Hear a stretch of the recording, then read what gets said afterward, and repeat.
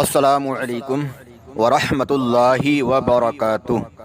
پیارے اسلامی بھائیوں، ہم نے پچھلی آڈیو میں سنا کہ نماز کے 7 فرائض ہیں: تکبیر تحریمہ، قیام، قراءت، رکوع، سجود، قعدہ اخیرہ، خروج بسنعہ، جس کی ہم نے تکبیر تحریمہ، قیام اور قراءت کی کچھ تفصیل پہلی آڈیو میں بیان کر دی تھی۔ آئیے اگلا سلسلہ جاری رکھتے ہیں۔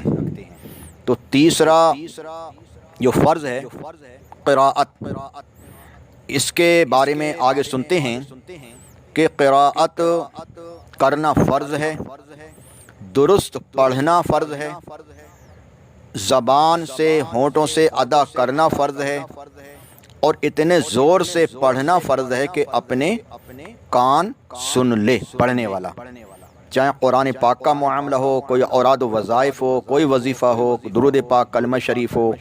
بہت سے اسلامی بھائی قرآن پاک بھی پڑھتے ہیں نا تو ہونٹ بند ہوتے ہیں، زبان بالکل نہیں ہلتی، آواز بھی نہیں نکلتی، ہوں کرتے رہتے ہیں اور وہ سمجھتے ہیں ہم قرآن پڑھ رہے ہیں۔ اس طرح ان کا پڑھنا نہیں کہلائے گا اور اپنے آپ کو دھوکہ دے رہے ہیں، کسی کے لیے اصال ثواب کر رہے ہیں، اس کو بھی دھوکہ دے رہے ہیں۔ زور سے بھی پڑھنا اور درست پڑھنا۔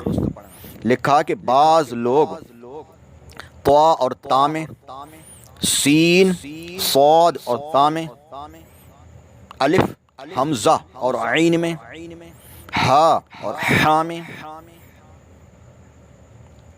ضاد، ذال اور ضا میں، دال اور ضاد میں کوئی فرق نہیں کرتے۔ یاد رکھیے، حروف بدل جانے سے اگر معنی فاسد ہو گئے تو نماز نہیں ہوگی۔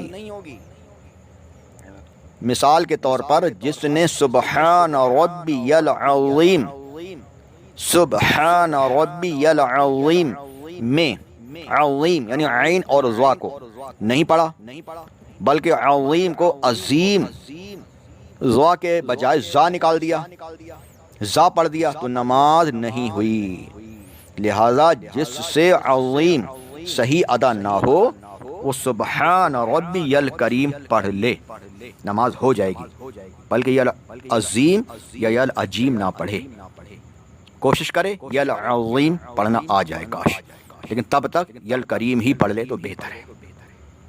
خبردار خبردار خبردار، جس سے حروف صحیح ادا نہیں ہوتے اس کے لیے تھوڑی دیر مشق کر لینا، تھوڑی دیر سیکھ لینا یہ کافی نہیں، بلکہ لازم ہے، ضروری ہے کہ انہیں سیکھنے کے لیے دن رات پوری کوشش کرے۔ اللہ اکبر اللہ اکبر۔ لیکن ہمارے پیارے اسلامی بھائی تو ذرا دیر بھی کوشش نہیں کرتے، آن لائن سکھانے کی کوشش کی جاتی ہے، موبائل کے ذریعے، واٹس ایپ کے ذریعے، آڈیو ویڈیو کے ذریعے، لیکن بیچارے سیکھ نہیں پاتے۔ جتنے دن کوشش کرتے رہیں گے، سیکھتے رہیں گے، لکھا ہے اتنے دن کی تو اللہ پاک غلطیاں معاف فرما دے گا، لیکن اگر کوشش ہی نہیں کریں گے تو پھر معاف نہیں ہوگا۔ آج ہمیں نفس و شیطان بہکا دیتا نا، سب قبول ہے، سب قبول ہے۔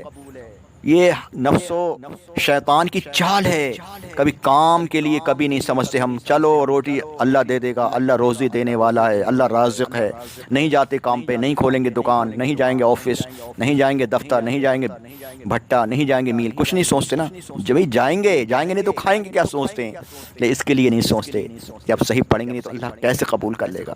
میرے پیارے اسلامی بھائی غور کریں، اللہ اکبر، آپ کا کھاتا ہے، ذرا سی مسٹیک ہو جاتی ہے قبول نہیں ہوتا ہے نا، قبول نہیں ہوتا۔ اے ٹی ایم کارڈ میں ذرا سی مسٹیک ہو جائے نہیں لیتا، کمپیوٹر نہیں لیتا، تو پھر اللہ کی بارگاہ میں کیسے قبول ہوگا؟ جو کچھ کا کچھ نکال رہے ہیں، درست پڑھنا سیکھیں، آج بھی موقع ہے، جب تک زندہ ہیں درست پڑھنا سیکھیں۔ تو یہ ہوگا تکبیر تحریمہ، قیام، قراءت۔ اب ہے رکوع۔ رکوع کے لیے اتنا جھکنا کہ ہاتھ بڑھائے تو گھٹنے کو پہنچ جائے، یہ رکوع کا ادنا درجہ ہے، اور پورا درجہ یہ ہے کہ پیٹھ سیدھی بچھا دے، آقا صلی اللہ تعالی علیہ وسلم کا فرمان ہے اللہ پاک بندے کی اس نماز کی طرف نظر نہیں فرماتا جس میں رکوع اور سجود کے درمیان پیٹھ سیدھی نہ کی جائے. تو کوشش کریں کہ بالکل پیٹھ سیدھی رکھیں, سر پیٹھ کی سیدھ میں رہے, یہ بہتر ہے. نمبر 5 سجود یعنی 2 سجدے. پیارے آقا صلی اللہ تعالی علیہ وسلم کا فرمان ہے مجھے حکم ہوا ہے کہ 7 ہڈیوں پر سجدہ کروں. 7 منہ 1, دونوں ہاتھ یہ ہو گئے 3, دونوں گھٹنے یہ ہو گئے 5, اور دونوں پنجے یہ ہو گئے 7. اور یہ حکم ہوا کہ کپڑے اور بال نہ سمیٹوں. اللہ اکبر. یہ بھی بہت غلطی ہوتی بیچارے ہمارے مسلمان بھائیوں میں, جب سجدے کو جاتے ہیں نا تو اوپر کو پاجامہ اٹھائیں گے, کبھی دامن دونوں ہاتھوں سے سنبھالیں گے, کبھی آستینیں بالکل سمٹی ہوئی رکھیں گے, تو کبھی پاجامہ اور پینٹ کی موری سمیٹ دیں گے, فولڈ کر لیں گے. تو اس طرح سے یہ نماز مکروہ تحریمی اور دوبارہ نماز پڑھنی ہوتی ہے. ہر رکعت میں 2 بار سجدہ کرنا یہ فرض ہے. اگر کوئی بھول گیا ایک رکعت میں ایک ہی سجدہ کیا, بات کو یاد آیا کہ میں نے تو ایک ہی سجدہ کیا تھا, تو اب دوسری رکعت میں وہ پہلے والا سجدہ پورا کر لے اور آخر میں سجدہ سہو کر لے تو نماز ہو جائے گی. دیکھیں سجدے میں پیشانی جمنا ضروری ہے. جمنے کے یہ معنی ہیں کہ زمین کی سختی محسوس ہو, کہ اگر کسی نے اس طرح سجدہ کیا کہ پیشانی نہ جمی تو سجدہ نہیں ہوگا. کسی نرم چیز مثلا گھاس ہے نا, کہیں پڑ رہا گھاس وغیرہ پر, یا قالین ہے موٹی, اور اس طرح کیا کہ اب دبانے سے خوب پھل دبا دیا اس نے کہ اب دبانے سے اور نہیں دبے گا تب تو نماز ہو جائے گی, اور اتنا دبایا کہ اور دباتے تو دب جاتا تو نماز نہیں ہوگی. اس کا بہت دھیان رکھیں. اللہ اکبر. لکھا ہے اگر کارپیٹ یا دری وغیرہ ہے تو اس پہ خاص خیال رکھیں, اس پر خوب کس کر سجدہ کریں. اور ناک کی ہڈی نہیں دبی. یہ ناک کی ہڈی جو ہوتی ہے خالی بہت سے اسلام بھائی خالی نوک لگا دیتے ہیں, یہ بھی سجدہ صحیح نہیں ہے. نوک نہیں بلکہ نوک کے ساتھ ساتھ نوک کو دب جائے اور ساتھ میں ہڈی لگ جائے تبھی نماز صحیح ہوگی, ورنہ نماز مکروہ تحریمی ہوگی. نماز کو دوبارہ پڑھنا پڑے گا. اور اسپرنگ والے اگر گدے ہیں تو ان پر نماز نہیں ہوگی, کہ وہاں پر صحیح طرح سے سجدہ ادا نہیں ہو سکتا. اور سجدے میں یہ بھی خیال رکھیں کہ ہو سکے تو پیر کی 10 انگلیاں مڑ کر کعبہ شریف کی طرف کو ان کے سرے ہو جائیں, یعنی انگلیوں کے پیٹ لگ جائیں تو سنت ادا ہو جائے گی. دونوں پیروں کی 3 انگلیوں کا لگنا واجب ہے, ایک کا لگنا فرض ہے. اگر دونوں پیروں کی 3 انگلیوں کے پیٹ زمین سے نہیں ٹکے, مڑ کر ان کے سرے کعبہ شریف کو نہیں ہوئے, خالی نوک لگا دی یا بچھے رہ گئے الٹے, تو پھر نماز دوبارہ پڑھنی پڑے گی. اس بات کو بھی یاد رکھنا. 6 قاعدہ اخیرہ یعنی نماز کی رکعتیں پوری کرنے کے بعد اتنی دیر تک بیٹھنا کہ پوری التحیات و رسولہ تک پڑھ لی جائے, اتنا فرض ہے.